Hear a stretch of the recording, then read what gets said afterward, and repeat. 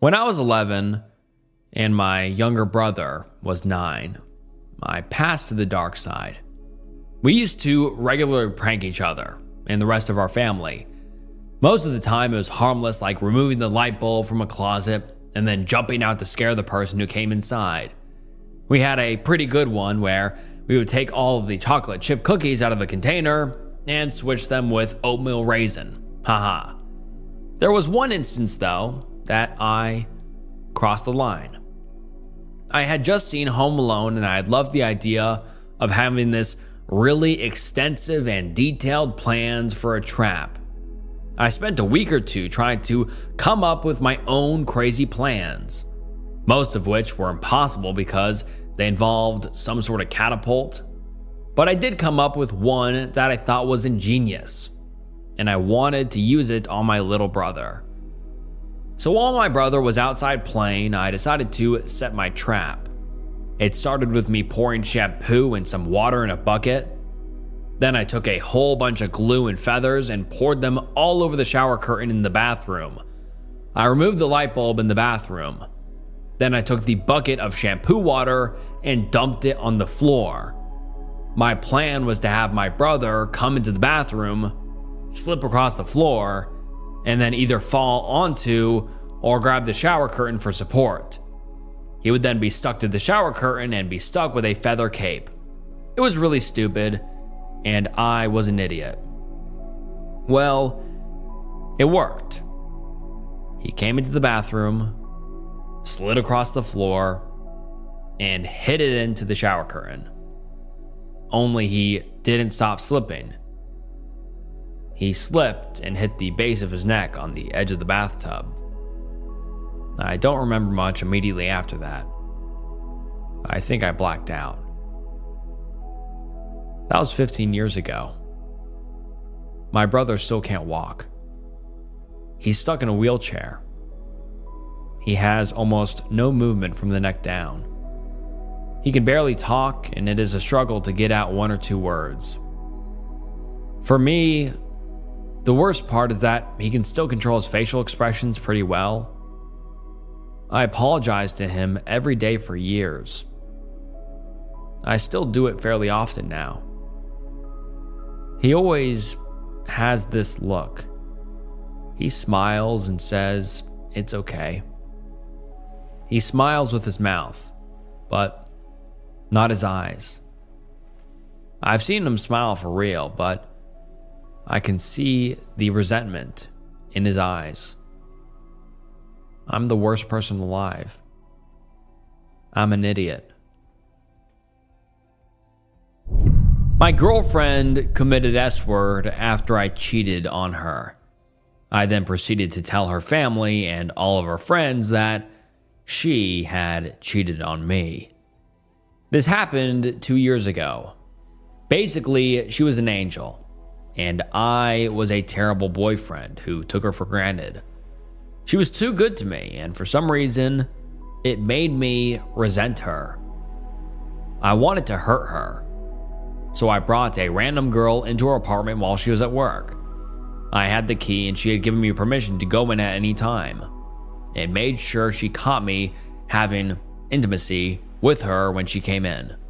Of course, I made it seem like it was all her fault for not appreciating me.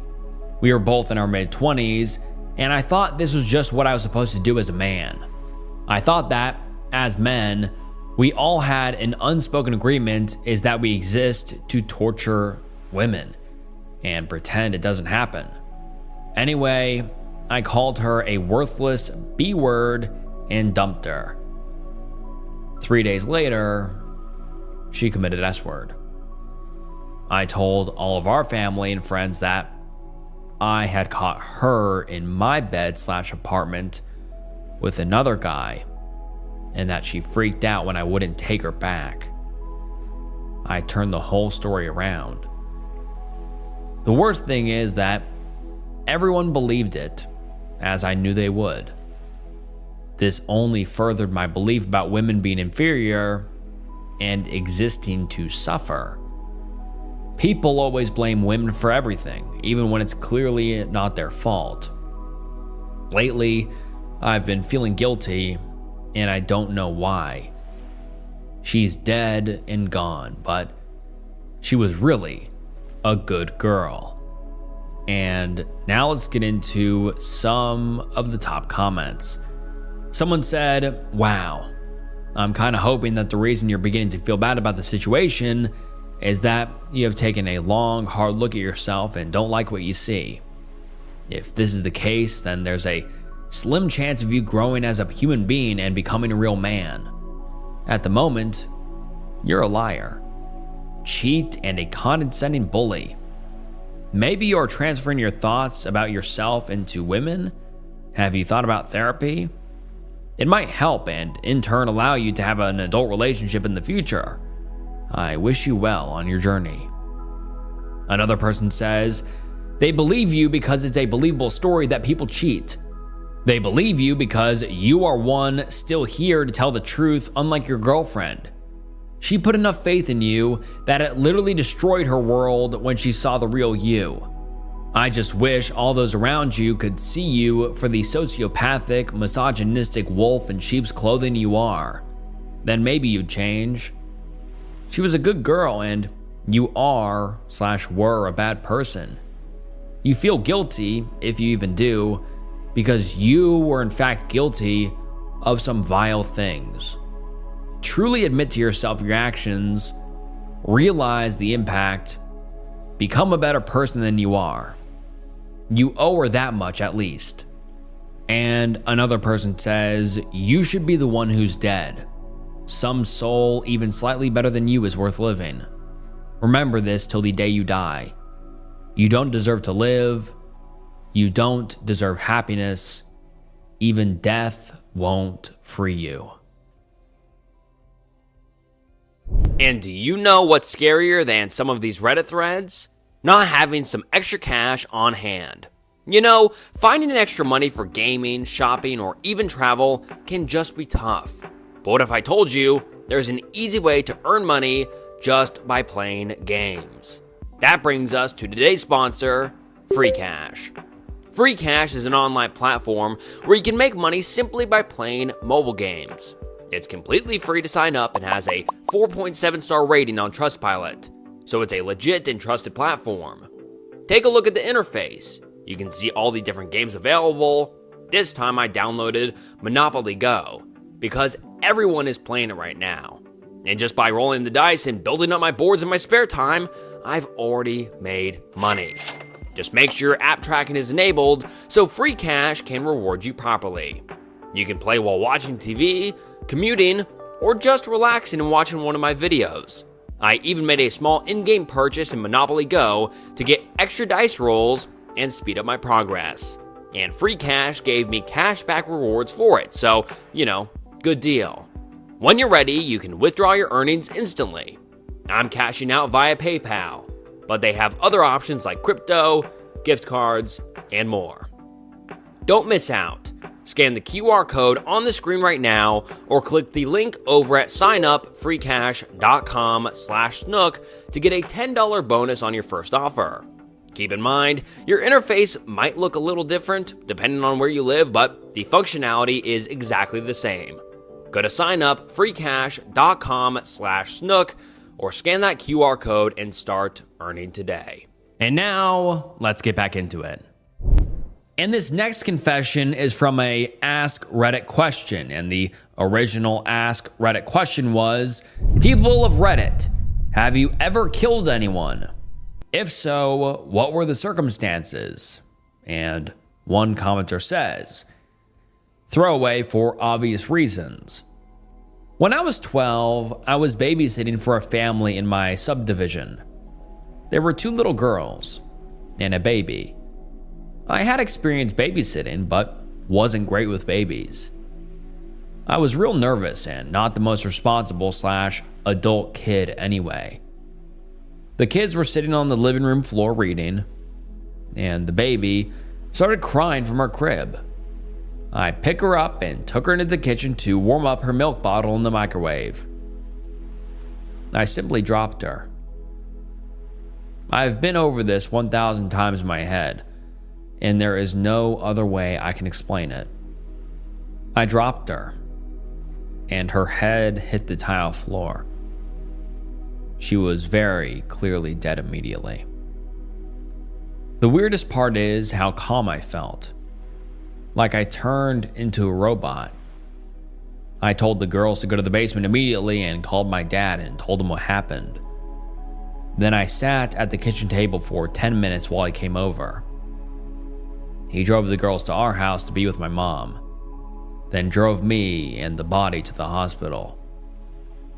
Obviously, nothing could be done.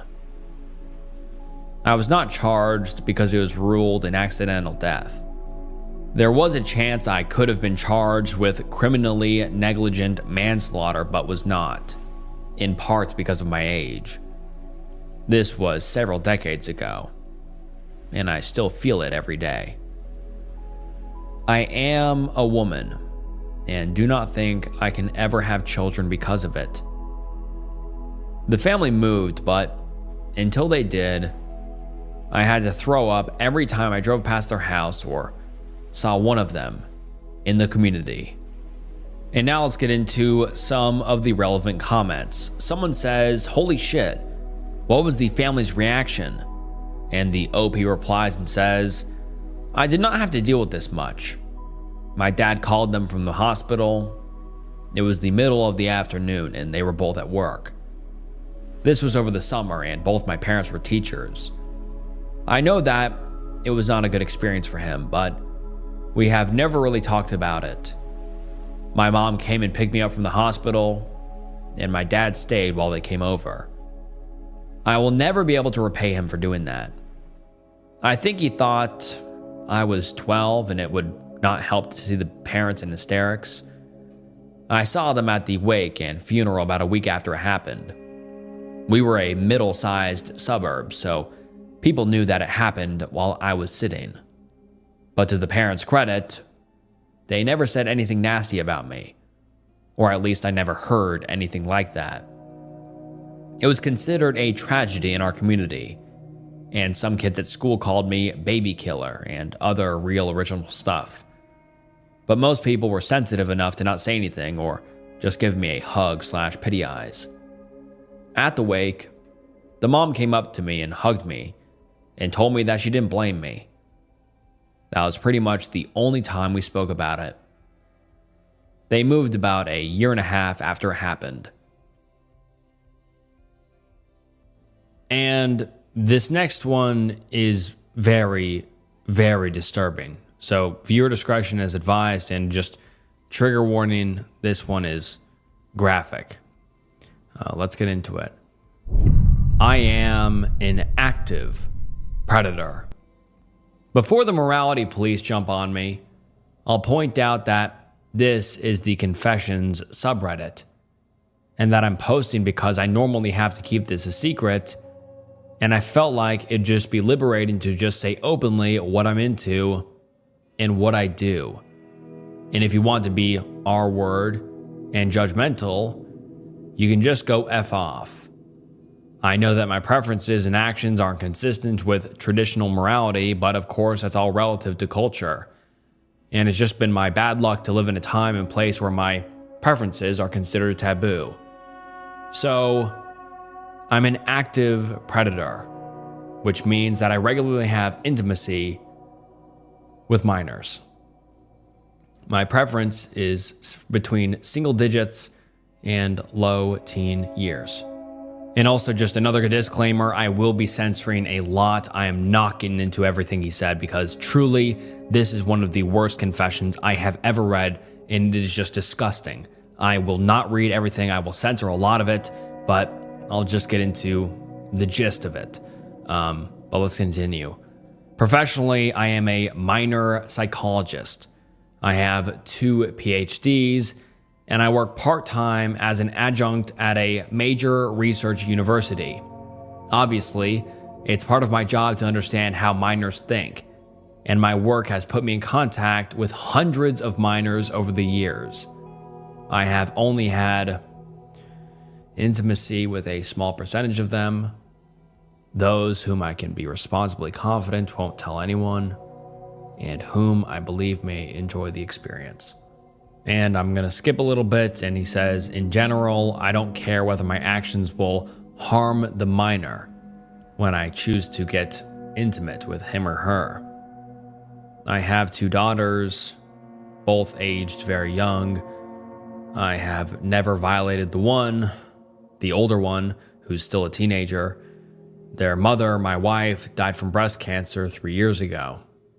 The older one goes to a boarding school in Michigan where she studies flute. I have been having regular intimacy with the younger one since she was single digits.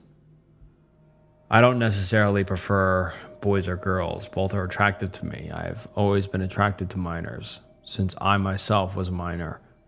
I guess as I grew older, I never stopped finding people of that particular age range desirable.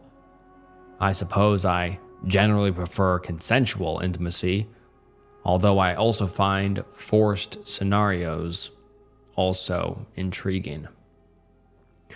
I don't keep a tally, but I'd estimate that I've had some form of contact with 50 to 60 minors.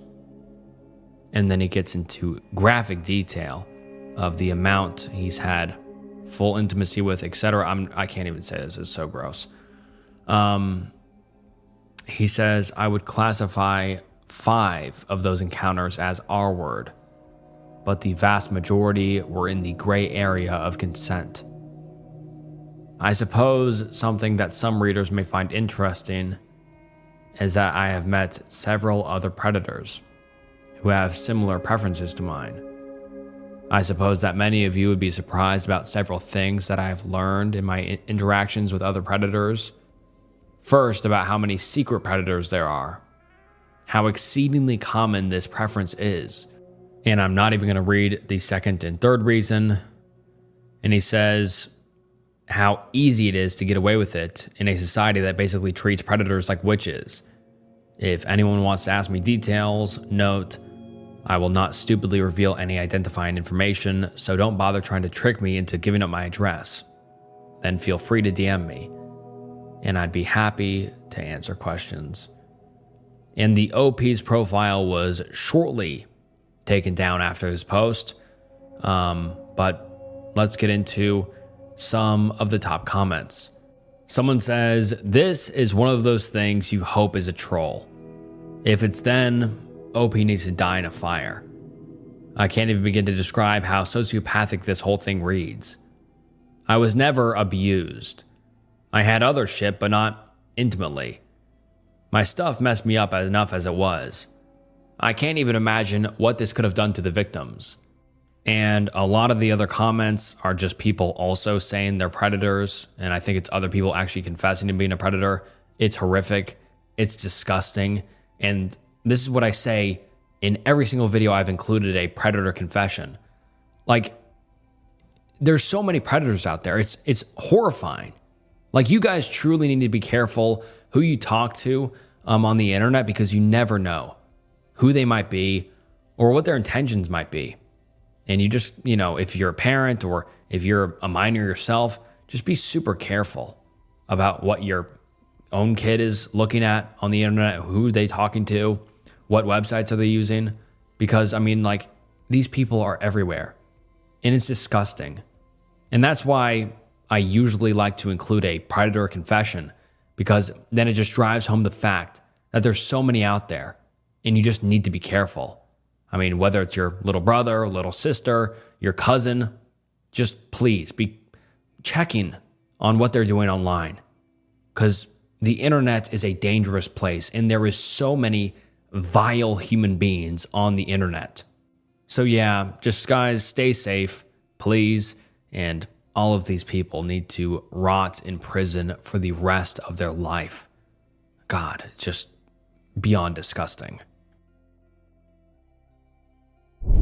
Need advice on inheritance, arbitrage, family, etc. Please, I am becoming desperate. The Bitcoin boom has been wonderful for some people, obviously, but I am really struggling. Last year, my father passed away. My mother passed away from cancer many years ago, and my sister and I were left with a large inheritance. I am 23, and my sister is only 17. Parents had us when they were somewhat older. The inheritance was placed entirely in my control to be split between my sister and I. He did not want her to have access to the money until she turned 21. I am tasked with assisting her with college payments, etc. I chose to liquidate the majority of the assets and was left with around $750,000. I'm bitter about this because I was ripped off by a shifty individual taking advantage of my ignorance on some things. I should have gotten much more than I did. Well, I discovered Bitcoin a few years ago. I today greatly regret that the moment I liquidated the inheritance, I didn't place the entirety of it into Bitcoin. With Bitcoin on the verge of making it very, very big, I began performing arbitrage 6 months ago. The rising adoption has created volatility, which makes it very good for arbitrage. And for those of you who don't know what arbitrage is, it's basically just an investment or trading strategy for Bitcoin, or I guess stocks in general. But let's continue. I know of people that have made a lot of money doing this, but I have now lost a lot of money. I am consistently misjudging the movement of the markets. I buy in and sell, not holding any long-term positions. On the 19th, I bought 250 coins at $800. It was quickly rising, and I was worried I would not be able to buy in at that price ever again. Immediately after my purchase again, it began tanking. I tried to hold my position hoping it was just temporary and would return to $800 and increase from there. After hitting around $600, it began to increase again. I viewed this as reaffirming my projection. It rose again to around $700. I held my position into the 20th. It dropped to $500, and that was my sell point, hoping to minimize my losses. I lost $75,000 in an almost 24-hour period. This was my fastest and almost largest single trade loss. If I'd continued to hold, I would be able to sell right now with minimal losses. I have made money on trades, but overall the losses have kept me in the red. As of today, over the past 7 months, I have lost a total of $410,000. The inheritance was supposed to be split between my younger sister and I, giving us each $375,000 plus half of the house. Not worth much, rural area, etc. However, I don't have a legal obligation to provide her with half of the money. That was a verbal contract between my father and I. The in-writing legal stuff allocates it all to me. I made the mistake of telling her that I invested the money into Bitcoin. She has read the news, etc. on it, so she is under the assumption that there is a lot more money than there actually is. Regardless, I've already paid her first year of college tuition in cash anyway. This was around $30,000. I also bought her a used car to take to college, $5,000. We later found out they don't want freshmen to have cars, so we might sell it and I can give her that money. Ultimately, in addition to other living expenses, bills, car, etc., I have around $280,000 left, which is currently all liquid. Now, if you took the time to read all of that, thank you. I'm sorry it was so long. What I am looking for is advice on how to trade. How can I guarantee that I earn high returns? What are good resources on how to trade Bitcoin? Are there any good books? Blah, blah, blah, blah, blah. I'm not going to read the rest, but he's basically just asking for help. I know I can earn this money back. I just need to figure out how. Is there any experienced traders out there that is in need for funding? I'm willing to work out a deal where we can work together on this. I need to see a proven track record of success though. Thanks for your time. I know a lot of people are going to respond negatively to me. I know I fucked up. I really need advice though, so please don't downvote me just because I'm an idiot. And by the way, this post has 0 upvotes and a staggering 643 comments. And let's get into some of them. Someone says, the financial instrument is irrelevant here. You have a gambling problem and need a psychologist. And the OP says, I didn't and don't really consider what I am doing to be gambling. I am investing/day trading. It isn't like I spent hundreds of thousands of dollars on scratch-off tickets. I was just unlucky in some of my trades. I'm not looking for magic bullet advice. I'm looking for proven strategies that have been shown to work. I know there are no guarantees. I really need to make this money back though. I have decided that if I get down to $150,000 that I will stop. Oh no. So I basically have $130,000 left to invest. I know it won't come down to that though. By stopping there, my sister and I can split $75,000 and be able to survive for a while since we don't have any parental assistance any longer. That will help her pay for another 2 years of school. She'll only have to acquire a little bit of debt to finish then. And oh my God, the OP has lost nearly $500,000 and he doesn't think he's gambling. Oh my God, this is really tragic. The sister is losing all of her inheritance. And the poor parents that put all of their trust into the OP here to take care of him and his sister, and he just fucked it all up. And someone says, give the entire $280,000 to your sister. You were supposed to be the responsible one. And someone else says, the money is gone. Be a big boy, tell her what happened, and give her the rest. You made a deal with your dad. Now honor your end of the bargain as best as you can. And someone else says, man, I feel terrible for your sister. Please keep us updated as you piss away the rest of her inheritance. And someone else says, sorry to hear the loss of your parents at such a young age. You've been landed with heavy responsibilities and you are acknowledging you failed. I can't say I know much about trading, but it sounds like you have a gambling problem. Trading your way out does not sound like a good idea. You say, I know I can earn this money back, but you do not know that. You only hope it. You seem to acknowledge that it was your father's wish that your sister receive half the money. Can you really live with yourself if you go back on that? How much more of your sister's money will you risk before stopping? You have lost your part of the money, and some of hers too. By what you have said, it seems like you owe her $50,000 plus the remaining $280,000. If you want to be fair, I think you should own up to your sister. Let her decide what to do with it, where to invest it. She may be pretty pissed off with you, but you never really know what might happen. Your sister has lost her mother and her father. Do you really want her to lose her brother and her inheritance? Do the difficult thing, the fair thing. Talk to her. And many people say things such as, you are a scumbag, or you effing piece of shit. And a lot of people really feel that way, and I can't blame them. I agree. This OP went against his father's word, and now his sister doesn't have her inheritance, and he doesn't have his inheritance either.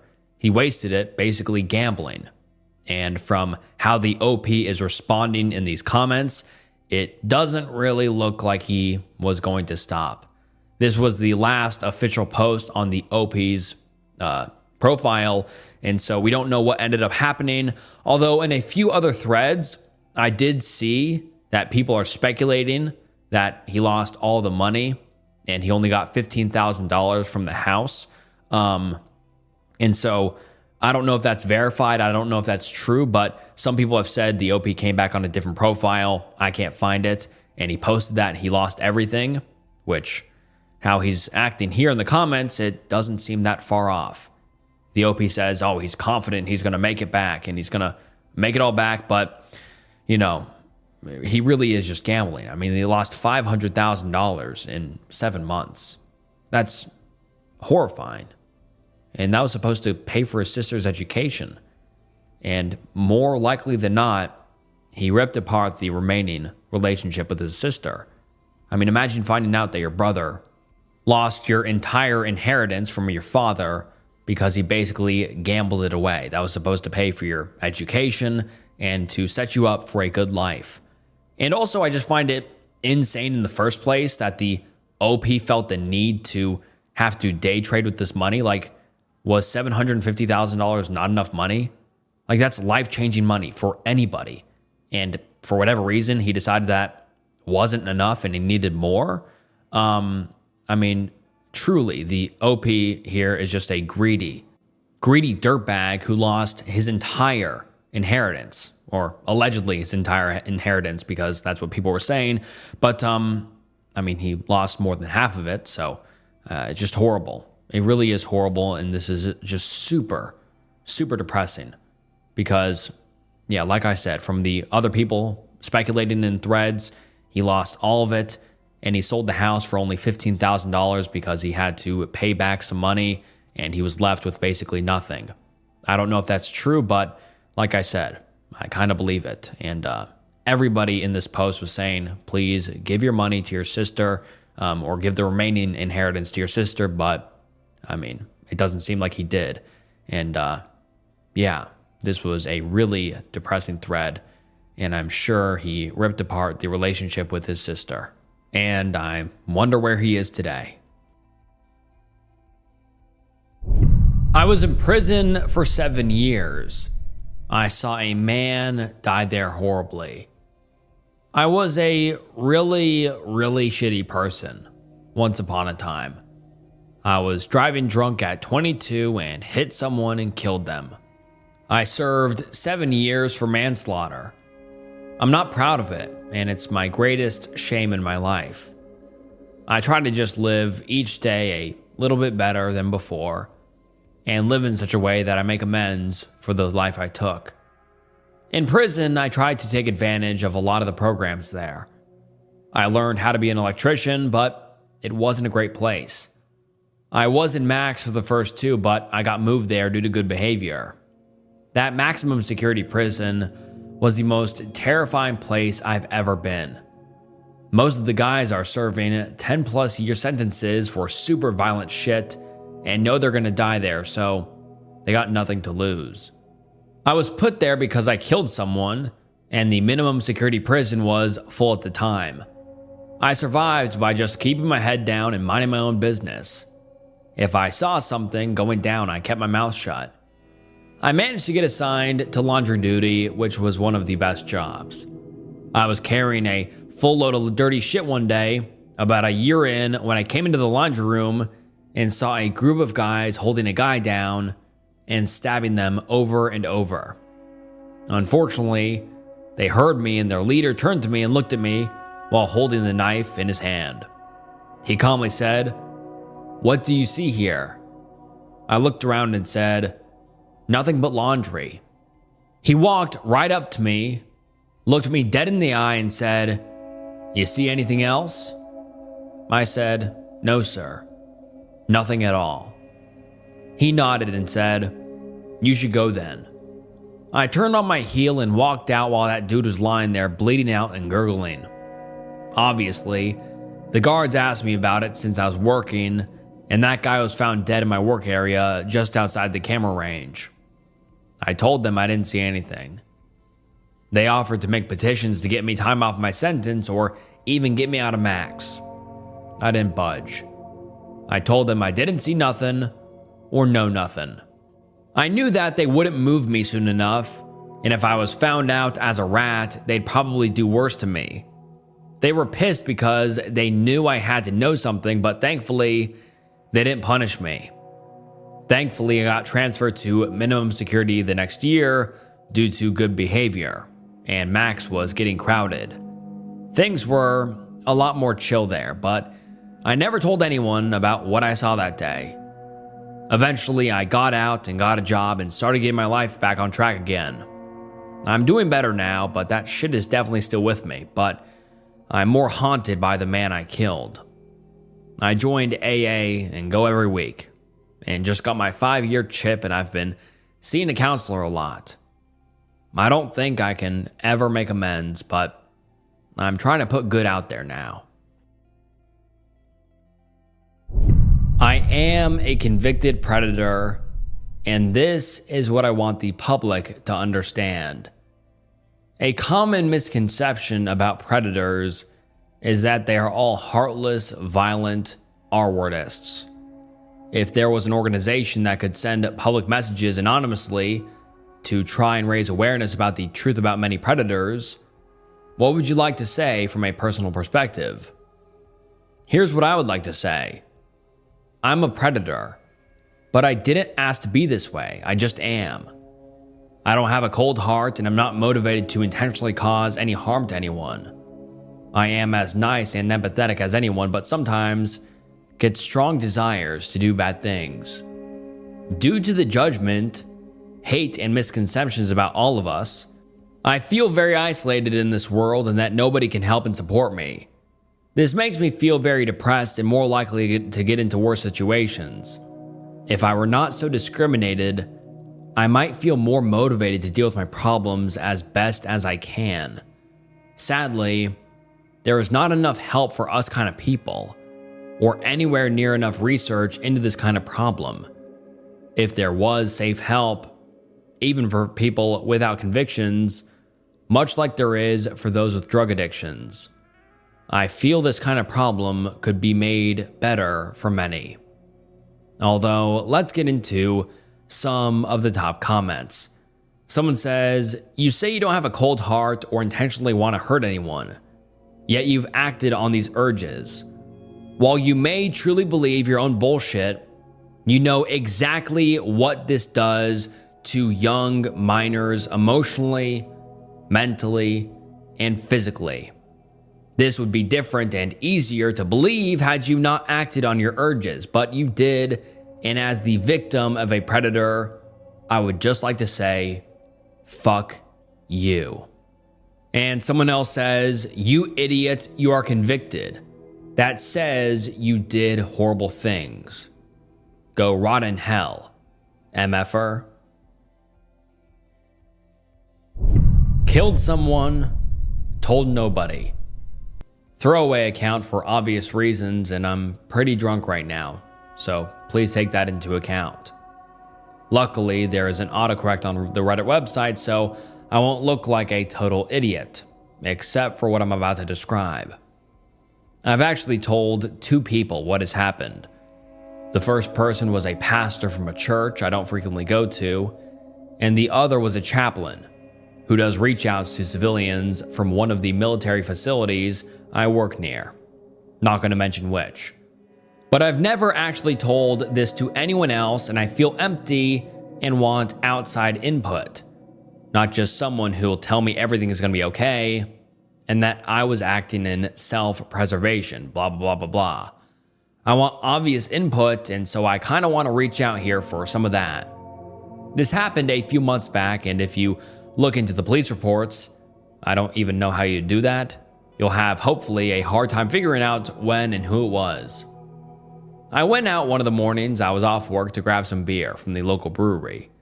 They make amazing amber lagers, and I was having a good time of it that day.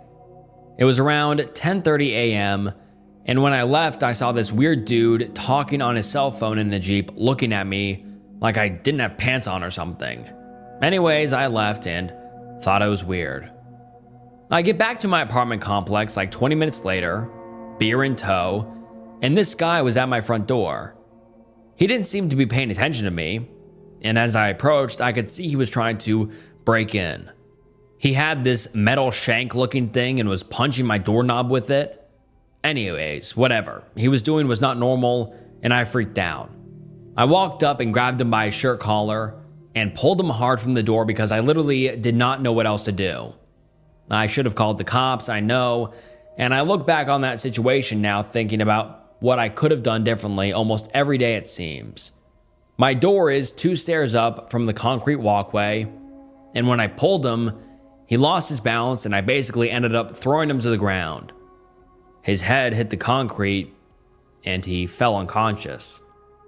Or at the time, what I thought was unconscious at least. I freaked out and went inside.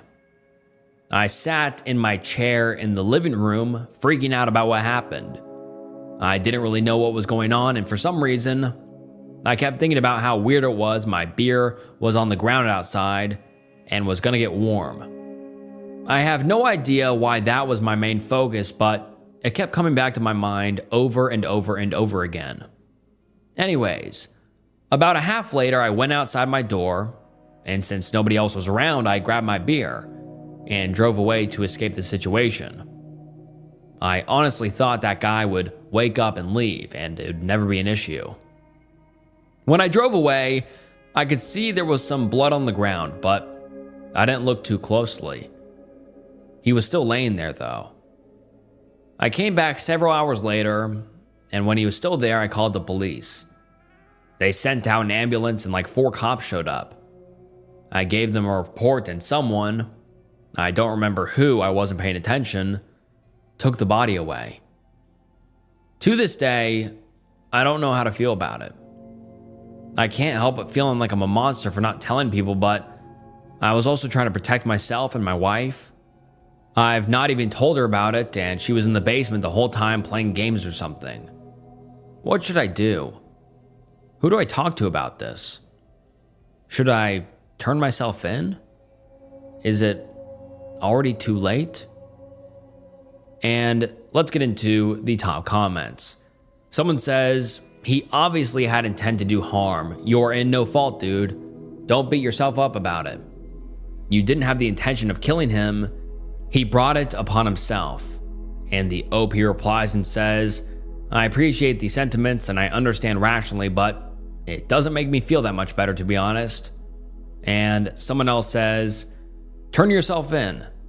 The only reason that would make sense is if you lied to the police initially, because they would have already charged you with murder, or at the very least manslaughter. If you told them the truth and they haven't charged you, you're legally in the clear. I'm 24 and facing life in prison. It has been almost 9 months now since I got arrested on the charge I'm currently out on $1 million bond for. On February 28th, I was charged with first-degree assault, burglary, kidnapping, all Class A felonies, 2 counts of armed criminal action, unclassified 3 to 99 years, and unlawful possession of a firearm, Class C. I am a twice convicted felon, so all of my felonies were enhanced.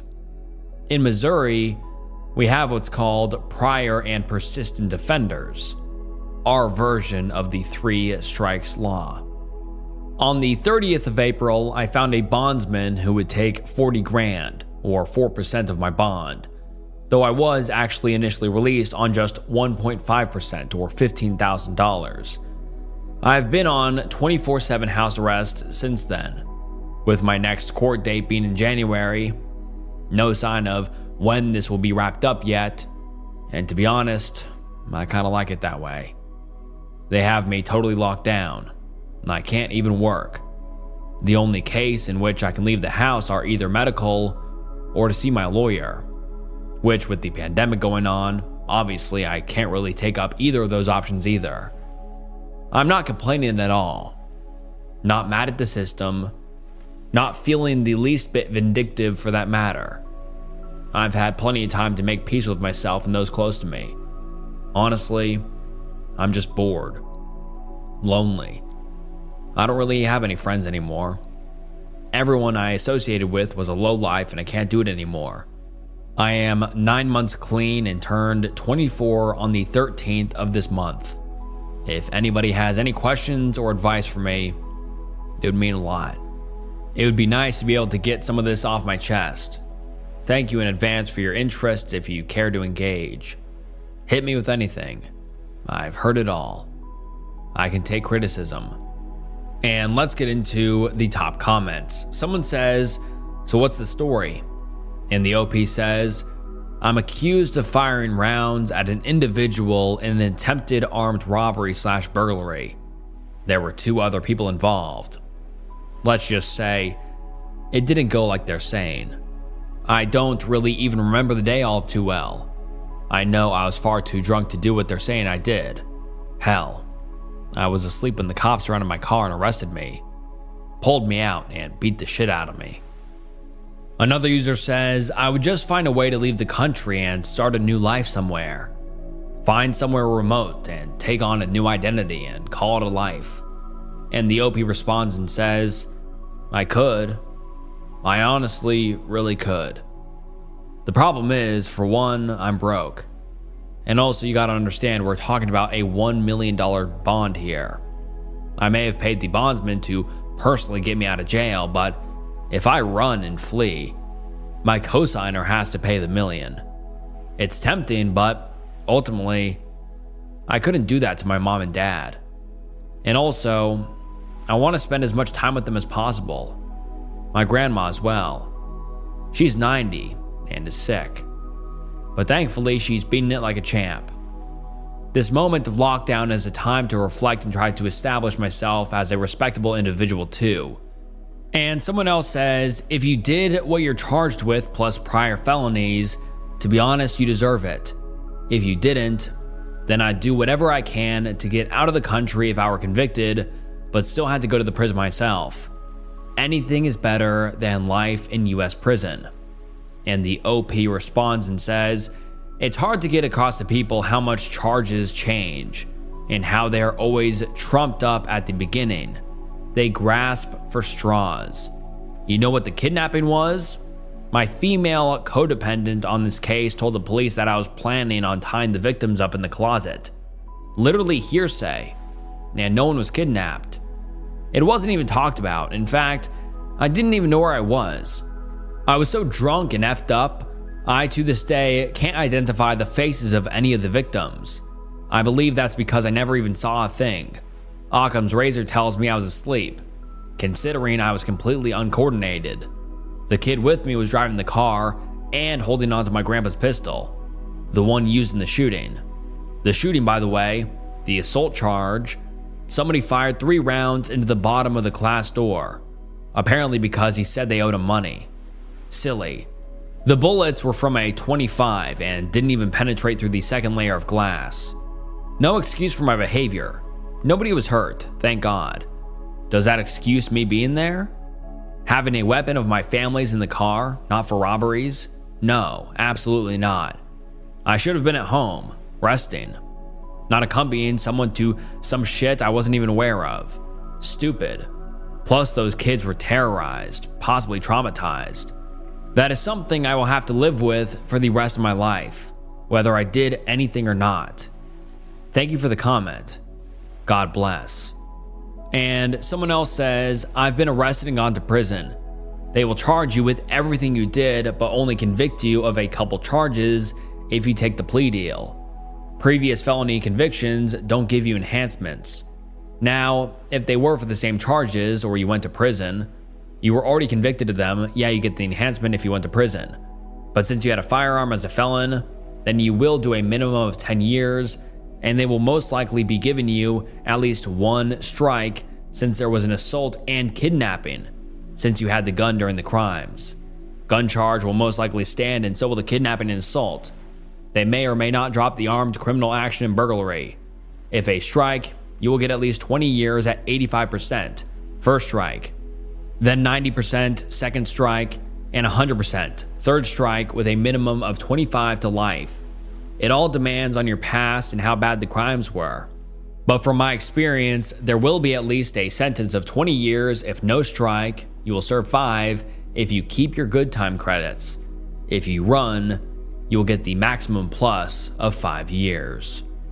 And it seems like the OP, what he said in his previous post about a lot of them won't stick, reigned true because he kept posting on and off the next few years, although it didn't look so hot.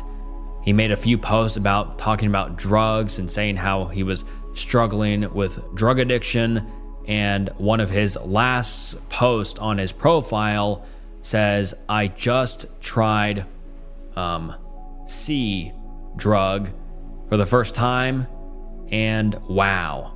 And I'm just going to read the first sentence, but it says, "So following a 6-day long binge of crystal and highly pure booger sugar, I somehow found myself with a C head in my car." And he gets into it, but it looks like he's gone downhill ever since this post of him facing life in prison. And so what I assume happened is the charges he was charged with just didn't stick, because like he said, he didn't probably do anything. He was just with someone. And so most likely he got just dropped and he didn't have any sort of criminal charges against him. But it looks like he spiraled and got into drug addiction. And like I just read, was doing hard drugs. And he hasn't posted in over a year, almost 2 years. And so who knows where the OP is, but man, that was a bad spiral. And his Reddit description even says, "I don't really exist anymore, or I'm not supposed to. If I do, I'll be hunted down. And so I go back and forth between the here and now and the hereafter. It's much nicer on the other side." So who knows what that means? Does that mean he's on the run maybe? I don't know, because he says, "No one knows I exist anymore. And if they do, I'll be hunted down." And so maybe he's on the run, or who knows, but very strange spiral. What do you guys think? My best friend OD'd, and I can't help but feel responsible. I'm not sure if this is the right place for this, but the mods can remove it if it's not. I'm 25 male, and my best friend OD'd about 6 months ago. He was only 24. I'll call him Leo. He was hooked on booger sugar, weed, and all other kinds of pills. One of them was some weird Russian cosmonaut drug he said they gave to astronauts. Crazy stuff. He bought everything on the dark web and was seriously good with computers. He was such a smart, funny, and amazing guy. I always wished he'd put that brain to better use. Leo had always struggled with addiction, just like his dad. He told us his dad was a deadbeat addict who had died years ago. He never went into much detail, and I never pushed him. I figured that's where his addictive side came from. We started experimenting really young, around mid-teenage years, with all sorts of pills, weed, and booger sugar. It screwed up a lot of us. I still fight with my K addiction now and then. Leo's main thing was booger sugar though. He'd do massive amounts, stay up for days, get into crazy debt, and get super paranoid. At one point, he owed 1,200 euros to some guy who had just got out of prison. He moved away for a while to try and get clean. For 2 or 3 years, nobody heard from him. When he came back to our hometown, he seemed sober. He was running, seeing a counselor, and actually looked happy. He'd been diagnosed with schizophrenia, but it was under control at the time.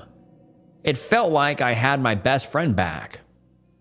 We'd game together like old times and talk conspiracy theories all night long. If Leo called you at 1 a.m., you knew you were in for a long one. After a few months, he started using again. Just small amounts while gaming at first. I warned him, but he said it wouldn't be a problem, and I believed him. Then he started taking sleeping tablets to come down after booger sugar binges. It went from a few grams to a lot of grams.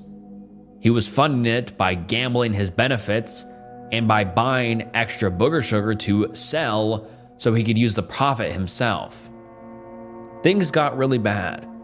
He had a hole in his nose you could put a finger through, constant nosebleeds, and he was popping loads of pills. His daily routine was brutal. wake up around 5 p.m., do a ton of booger sugar, sell through the night, take all of his pills around 4 or 5 a.m., smoke some weed, and pass out. He was still living with his mom, and she kept telling him to stop. We all did. I wish I'd done more to help. The weekend it happened, some stuff went down that still feels off to me.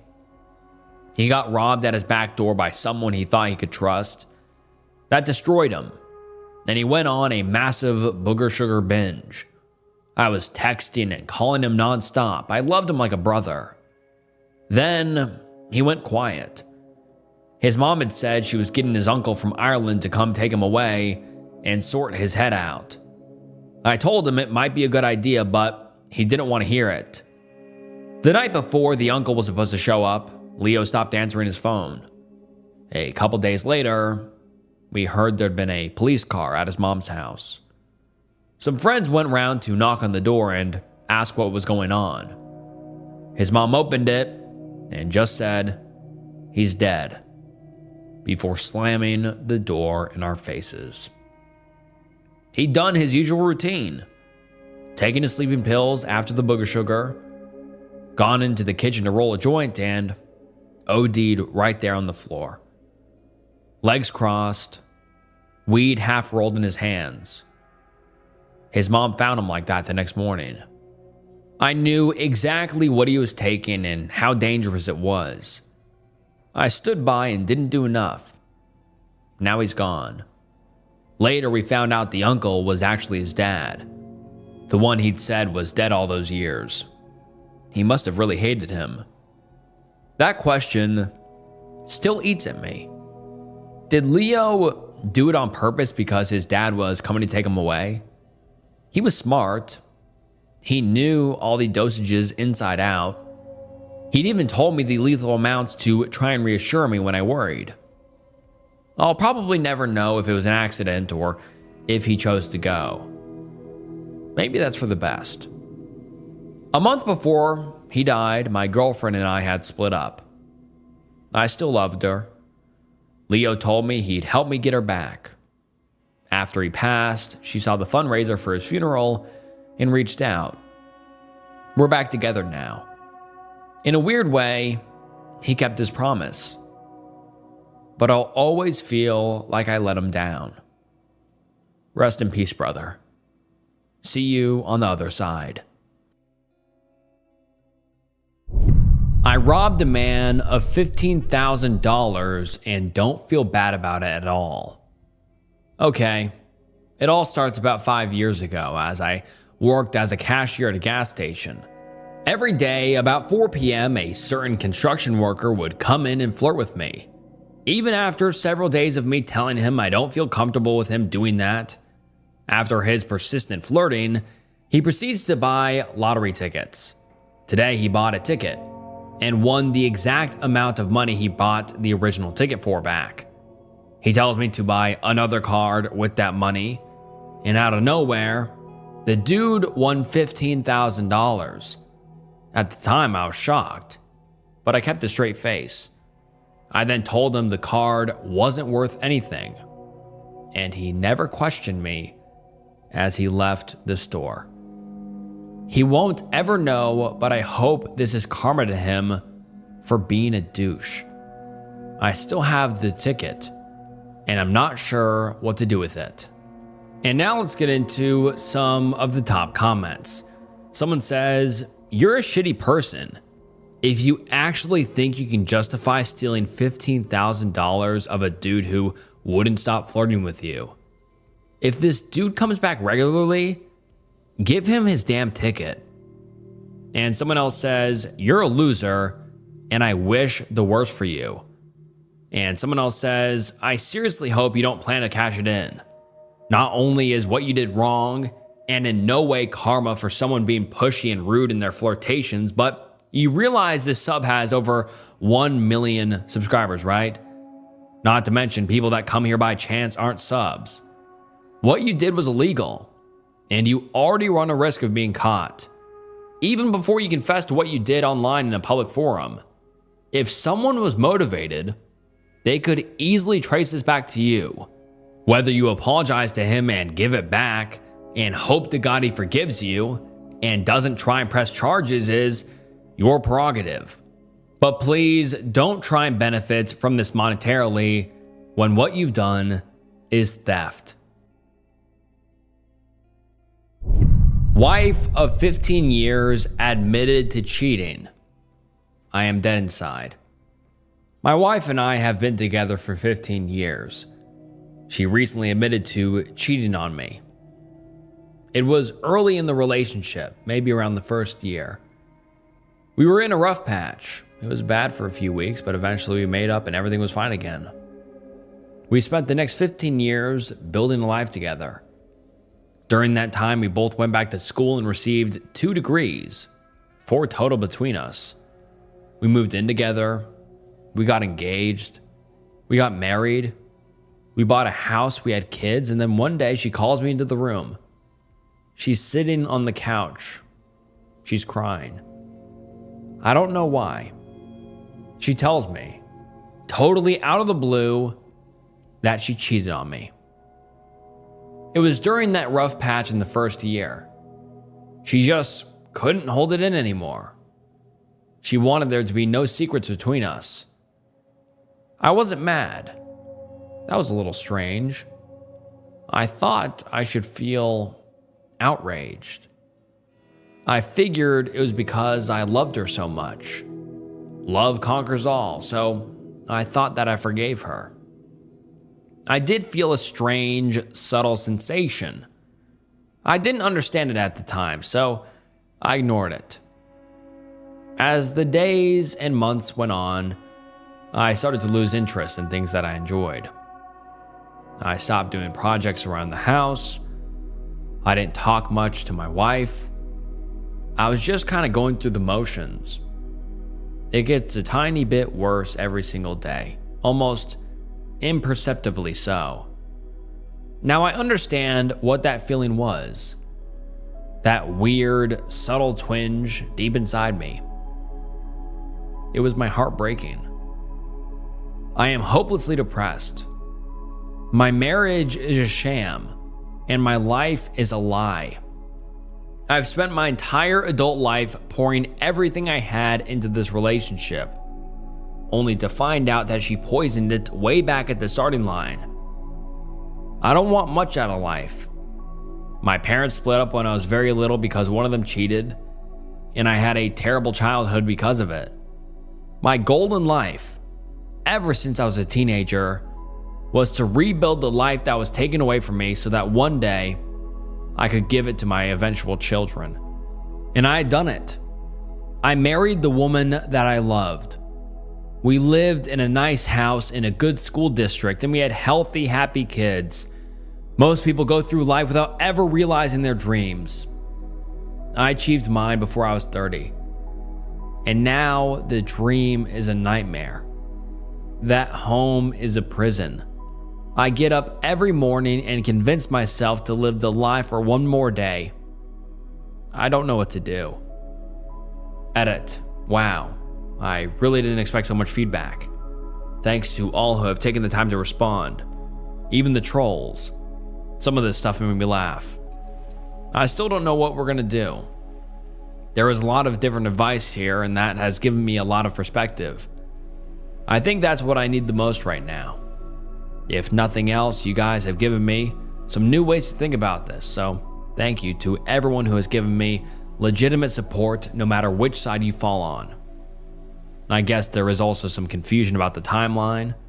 If anyone is interested, the wedding and the starts of our family were both before age 30.